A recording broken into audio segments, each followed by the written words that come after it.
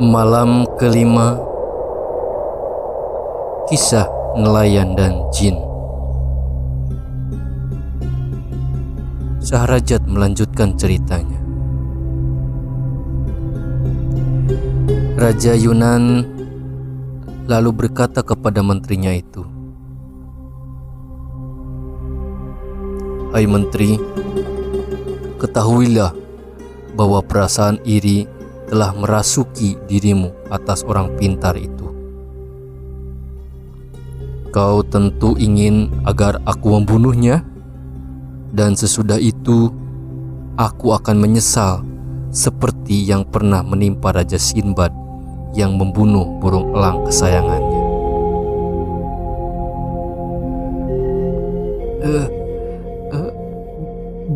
Bagaimana ceritanya?" tanya sang menteri. Pada zaman dahulu hiduplah seorang raja Persia. Raja Yunan memulai penuturannya. Raja Persia ini memelihara seekor elang yang amat disayanginya. Bahkan seringkali elang ini tidur di tangannya sepanjang malam. Raja selalu membawa elang kesayangannya itu ketika ia berburu. Raja juga mengalungkan sebuah cangkir yang terbuat dari emas di leher elang itu untuk digunakan di saat minum. Pada suatu hari, juru rawat elang Raja datang menghadap. "Wahai Baginda, musim berburu telah tiba," ujarnya. Mengetahui hal itu, sang raja segera mempersiapkan segala sesuatu yang akan dibawanya berburu. Tak lupa Baginda membawa serta burung elang kesayangannya. Setelah beberapa lama menempuh perjalanan, rombongan raja tiba di sebuah lembah. Jaring buruan pun dipasang.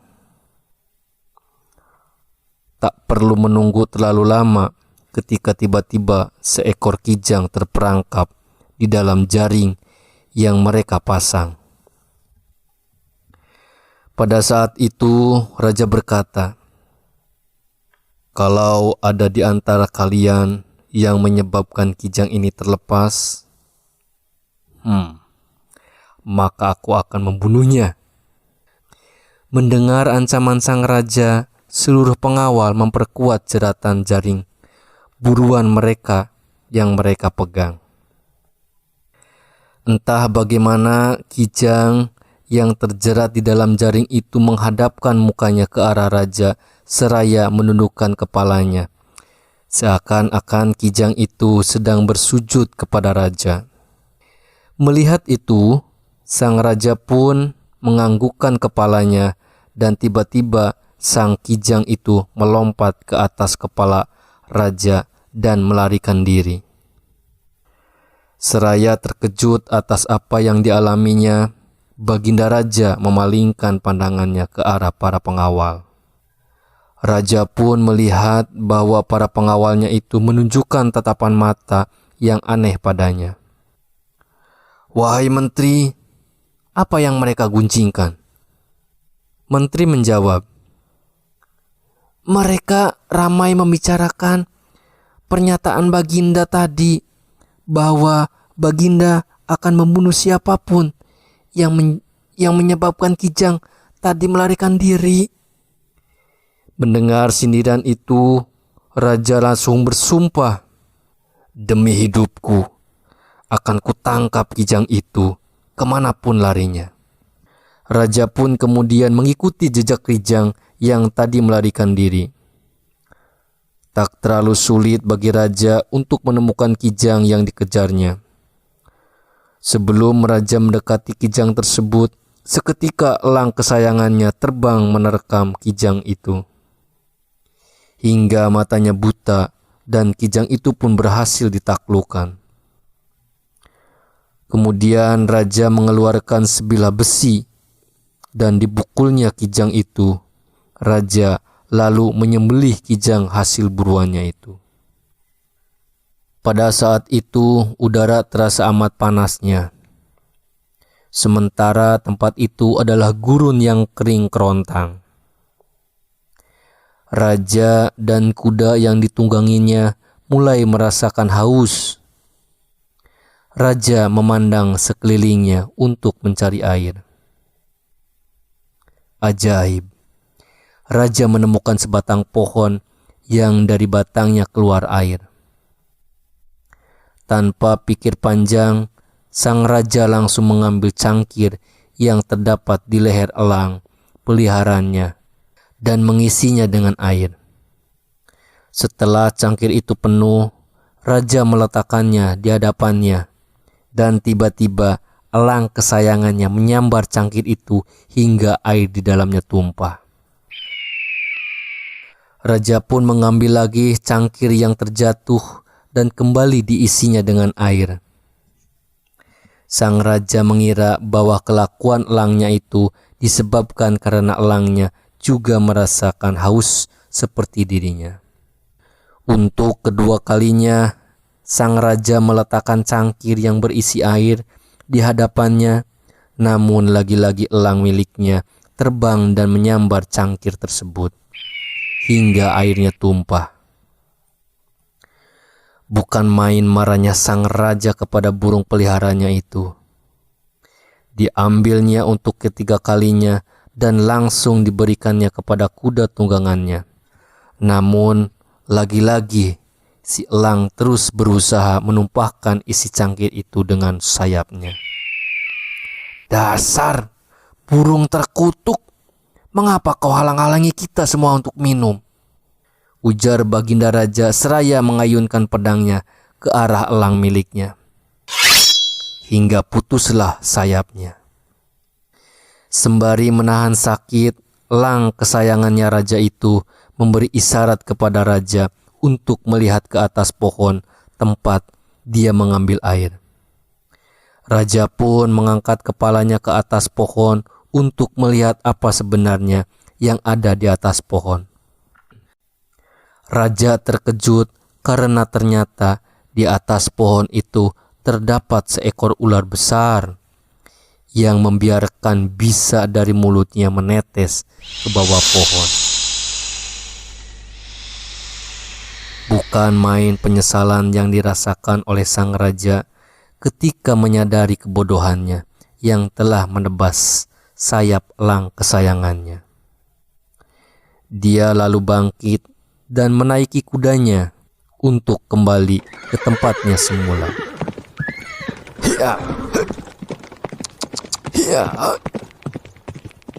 Kijang yang berhasil ditangkapnya diserahkan kepada juru masak.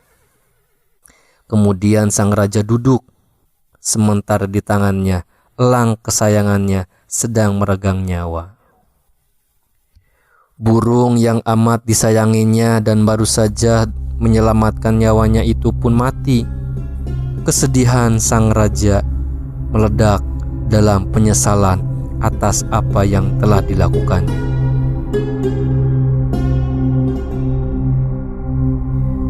Ketika Menteri Raja Yundan mendengar kisah itu, ia pun berkata kepada Baginda Raja, "Wahai Baginda Raja yang agung, jadi bahayanya apa yang Baginda lihat dari apa yang hamba lakukan?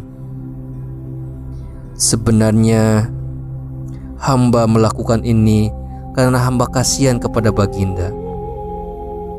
Hamba juga yakin bahwa Baginda akan segera mengetahui kebenaran atas apa yang hamba ucapkan. Jika Baginda sudi mendengarkan peringatan hamba, Baginda akan selamat. Tetapi jika tuduhanku itu ternyata salah, maka hamba pasti akan dihukum mati seperti yang dulu dialami oleh seorang menteri yang melakukan tipu muslihat atas diri seorang putra raja." Raja tersebut memiliki seorang putra yang sangat gemar berburu. Selain itu, sang raja juga memiliki seorang menteri yang ditugaskan untuk selalu mengikuti putranya kemanapun putranya itu pergi. Pada suatu hari, pangeran putra raja ini keluar istana untuk berburu. Sang menteri pun menyertai perburuannya yang dilakukan oleh pangeran yang harus terus dikawalnya itu. Singkat cerita, mereka menemukan seekor binatang yang besar. Sungguh seekor buruan yang tepat untuk pangeran. Kejarlah ia, ujar menteri kepada sang pangeran. Tanpa pikir panjang, sang pangeran langsung mengejar buruannya sendirian. Sampai akhirnya, setelah jauh mengejarnya dan berhasil menangkap buruannya yang dikejarnya, sang pangeran menyadari bahwa dirinya telah tersesat. Sang pangeran kebingungan, entah berada di mana dia sekarang. Di tengah kebingungan, sang pangeran melihat seorang gadis yang sedang menangis di ujung jalan yang dilaluinya. Dia lalu bertanya pada gadis itu, "Siapa kau?" Gadis itu menjawab, "Aku adalah salah seorang putri raja Hindustan. Sebenarnya aku sedang melakukan perjalanan, namun aku terserang kantuk sehingga aku terjatuh dari kuda yang kukendarai. Kini aku di sini tanpa tahu di mana aku sebenarnya." Mendengar pengakuan itu, sang pangeran merasa iba kepada putri raja Hindustan itu. Dipapahnya sang putri dan dinaikinya ke punggung kuda yang ditungganginya. Setelah beberapa lama berjalan, mereka tiba di sebuah semenanjung. Sang putri berkata, "Tuan, izinkan aku untuk buang air barang sejenak." Sang pangeran menurunkan putri tersebut dan mengikutinya dari belakang. Dengan amat perlahan, tanpa sepengetahuan sang putri, sang pangeran mendekati sang putri dari belakang. Dugaannya benar, gadis yang mengaku sebagai putri raja Hindustan itu ternyata adalah hantu betina. Hantu itu sedang berbicara kepada anak-anaknya. "Hai anak-anakku, hari ini ibu berhasil membawa seorang manusia yang gemuk." "Terima kasih, Bu. Bawalah ia kemari untuk segera kami santap," jawab anak-anaknya. Ketika telinganya mendengar semua kalimat itu, sang pangeran langsung menyadari bahwa dirinya berada di ambang maut. Dengan tubuh gemetar, sang pangeran kembali ke tempat semula. Di tengah ketakutan yang mengepungnya, si putri Hindustan kembali ke hadapannya dan berkata, "Mengapa Tuan ketakutan?" Sang pangeran menjawab, "Sebenarnya aku memiliki seorang musuh yang amat kutakuti." Bukankah tadi Tuan mengaku bahwa Tuan adalah seorang pangeran?" tanya hantu betina itu. "Benar," jawab pangeran. "Kalau memang demikian, mengapa Tuan tidak memberi harta benda kepada musuh Tuan itu agar dia senang?" kata hantu betina itu. "Tidak mungkin. Musuhku itu tidak menyukai harta. Yang dia inginkan hanyalah nyawaku. Sungguh, aku takut padanya. Dan aku adalah orang yang dizalimi," jawab sang pangeran. Kemudian hantu betina itu pun berkata, "Jika benar Tuan adalah seorang yang dizalimi, seperti yang Tuhan katakan. Lantas, mengapa Tuhan tidak meminta pertolongan kepada Allah agar Dia menghentikan kejahatan musuh Tuhan itu? Setelah mendengar anjuran si hantu betina itu, sang pangeran kemudian menengadahkan kepalanya ke langit seraya berdoa. Wahai Zat yang menjawab doa dan menyingkirkan keburukan bagi setiap orang sengsara yang mencoba padanya, tolonglah hamba dari kejahatan musuh hamba dan jauhkanlah ia dari diri hamba. Karena sesungguhnya Engkau maha sanggup berbuat apa saja sekehendakmu. Seusai doa itu dibacakan, tiba-tiba hantu betina itu langsung lenyap dari hadapan sang pangeran. Sedangkan sang pangeran secara ajaib telah tiba kembali di istana ayahnya. Di sana pangeran menuturkan semua hal yang baru dialaminya, termasuk kejahatan yang dilakukan oleh sang menteri. Menteri busuk itu menyudahi ceritanya. Jadi jika Paduka terus mempercayai Duban, tentu dia akan membunuh Paduka, ujar sang menteri meyakinkan Raja Yunan. Akhirnya Raja Yunan mempercayai dusta yang disampaikan menterinya itu. Jadi, apa yang harus aku lakukan sekarang? Menteri jahat itu menjawab, saat ini juga panggillah Duban untuk menghadap Paduka. Sesampai di sini, Paduka langsung memenggal lehernya. Jangan sampai Paduka didahului olehnya. Baik, akan kulakukan. Raja Yunan setuju, dan dia segera mengirim salah satu pelayan istana untuk memanggil Duban.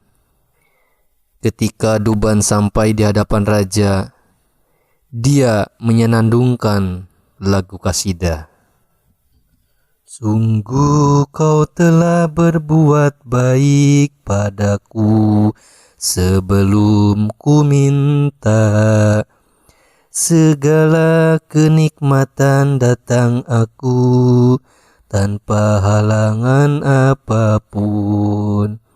Aku katakan bahwa apa yang kau lakukan padaku meringankan sedihku meski memberatkan aku. Dia lalu menyenandungkan syair. Jangan tunjukkan dukamu semuanya, karena segala sesuatu ada takdirnya. Senanglah dengan kebaikan saat ini. Kau kan lupakan apa yang kau lalui.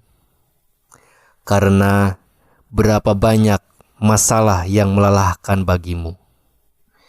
Padahal ujungnya ada yang menyenangkan. Allah sanggup berbuat sekehendaknya, maka janganlah kau melawannya.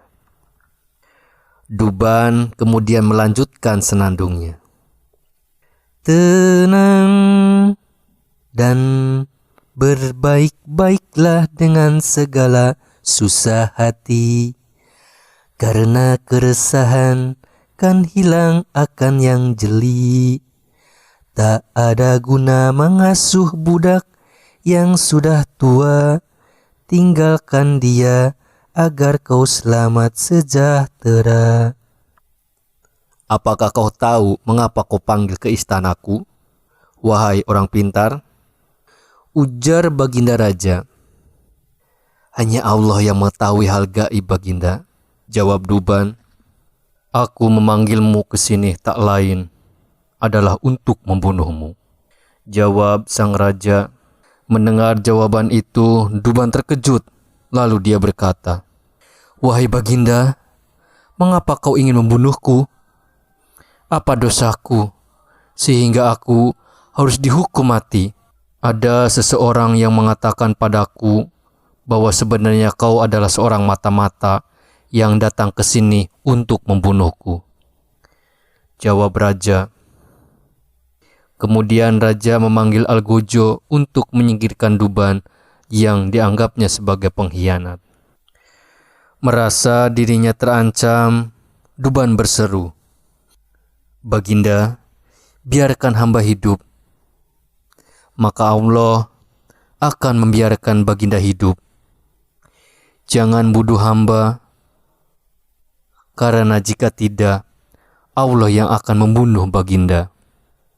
Namun raja bergeming, "Tidak, aku takkan pernah merasa aman sampai kau dibunuh, karena kau telah berhasil menyembuhkan penyakitku dengan sesuatu yang hanya kupegang.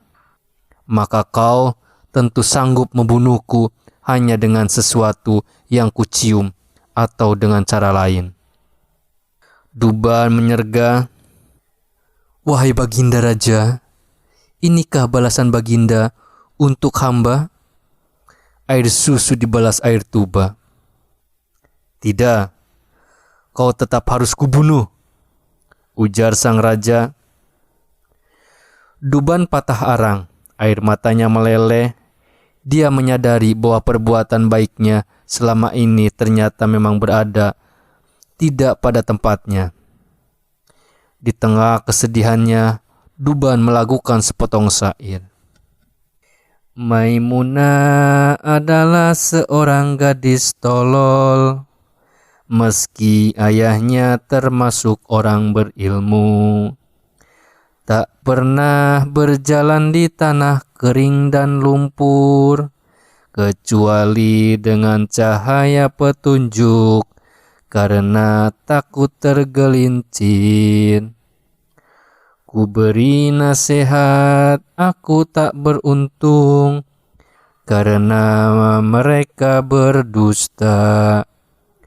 Nasihatku memerosokkan aku di negeri yang hina. Kalau aku hidup, ku takkan pernah bernasihat. Dan kalau aku mati, laknatlah para penasihat sepeninggalanku dengan segala ungkapan." Duban lalu berkata, "Balasan Baginda atas jasa hamba adalah seperti balasan yang dulu pernah dilakukan oleh seekor buaya." "Bagaimana kisah tentang buaya yang kau maksud?" tanya sang raja. Duban menjawab, "Hamba tak mungkin menuturkan kisahnya dalam keadaan seperti sekarang ini. Maka demi Allah, biarkanlah hamba hidup, maka Allah akan membiarkan Baginda hidup." Air mata Duban kembali mengalir deras. Melihat kejadian itu, beberapa orang pembantu raja bangkit dan berkata, "Wahai raja, batalkanlah hukuman mati atas orang ini, karena kami tidak pernah melihatnya berbuat dosa atas Baginda. Yang kami tahu, orang inilah yang telah menyembuhkan Baginda yang tak dapat disembuhkan oleh tabib lain." Di ujung keputusan, Duban mengetahui bahwa Raja Yunan tidak mungkin membatalkan hukumannya. Duban berkata, "Wahai Raja, kalau memang Baginda tetap membunuhku, maka berilah hamba kesempatan barang sejenak untuk kembali ke rumah hamba, untuk memberi petunjuk kepada keluarga dan semua tentang hamba, tentang cara penguburan hamba nanti. Hamba juga akan menghibahkan semua kitab ketabiban yang hamba miliki. Baginda, hamba memiliki sebuah kitab yang sangat istimewa yang akan hamba berikan kepada Baginda." Raja lalu bertanya, "Kitab apa yang kau maksud?" Duban menjawab, "Di dalam kitab tersebut terdapat begitu banyak rahasia yang tidak terhitung jumlahnya. Jika Baginda memenggal kepala hamba, bukalah kitab itu. Pada lembar ketiga di baris ketiga halaman sebelah kiri terdapat sebuah mantra yang akan membuat kepala yang telah terpenggal dapat berbicara dan menjawab pertanyaan apapun yang Baginda ajukan. Dengan rasa takjub, Baginda kembali bertanya, "Hai orang pintar, apakah jika kepalamu kupenggal dan kubacakan mantra itu, kepalamu akan dapat berbicara denganku?" "Ya," jawab Duban.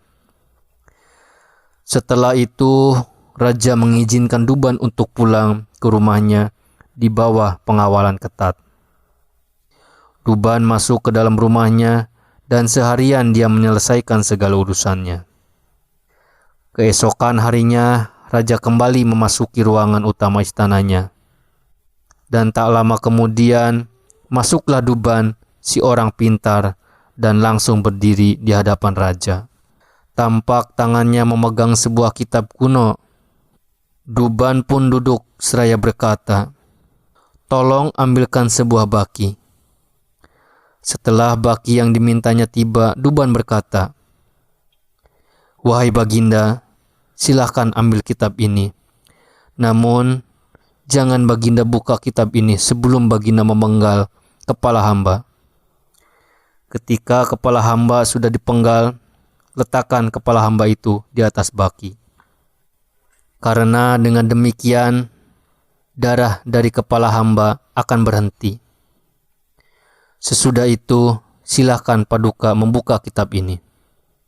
Tanpa menunggu lebih lama, Baginda Raja langsung memerintahkan Algojo untuk memenggal kepala Duban. Kitab yang diberikan padanya diambilnya. Terpenggallah kepala Duban. Seperti yang telah diminta oleh Duban, Algojo lalu meletakkan kepala yang telah terpisah dari badan itu di atas baki. Tepat di hadapan Raja, tiba-tiba Duban membuka matanya seraya berkata, "Wahai Raja, bukalah kitab itu." Ketika mendengar perintah dari penggalan kepala di hadapannya, Baginda Raja langsung membuka kitab yang telah berada di tangannya. Aneh, rupanya lembaran kitab tua itu telah melekat satu sama lain, sehingga Baginda Raja membasahi ujung jarinya dengan lidahnya agar dapat membuka halaman-halaman kitab tua itu. Dengan susah payah Baginda Raja membuka halaman demi halaman. Berkali-kali sang raja membasahi ujung jarinya dengan lidahnya untuk mempermudah dirinya ketika membuka lembaran-lembaran kitab kuno itu. Sudah 6 lembar halaman kitab kuno itu yang dibuka oleh Raja Yunan, tetapi tidak satu huruf pun yang dilihat oleh Baginda. Di tengah keheranannya, Raja Yunan berkata, "Wahai orang pintar, aku tidak menemukan tulisan apapun di dalam kitab ini. Cobalah Baginda buka lagi halaman lainnya," ujar Duban. Maka Raja Yunan kembali membolak-balik halaman kitab di tangannya. Dan seperti sebelumnya, berkali-kali sang raja membasahi ujung jarinya dengan lidahnya untuk membuka halaman demi halaman yang rupanya memang sudah saling melekat. Lembar demi lembar dibuka oleh Raja Yunan. Entah sudah berapa kali jarinya berulang-ulang dibasahi dengan lidahnya.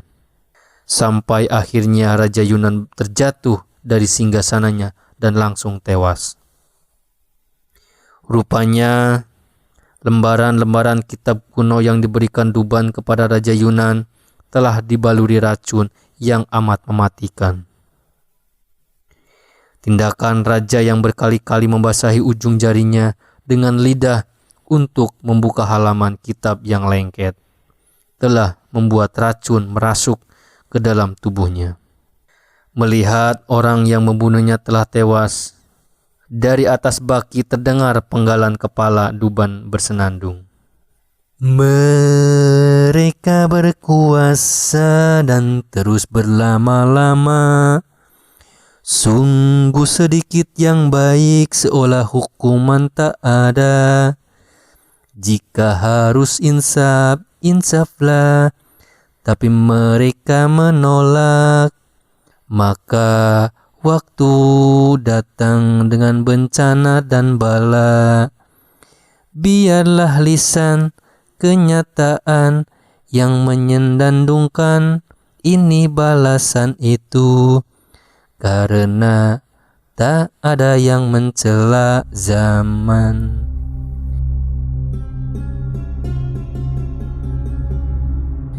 Raja Yunan telah mati. Jadi, ketahuilah wahai jin, seandainya saja dia membiarkan Duban hidup, tentulah Allah akan membiarkannya hidup.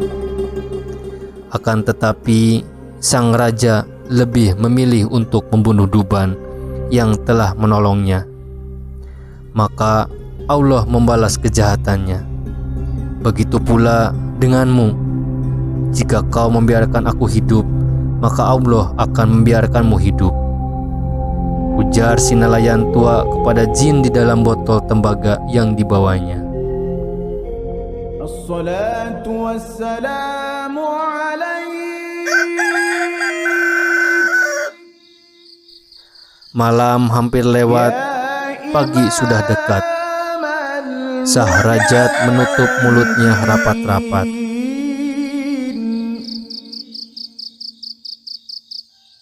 Ya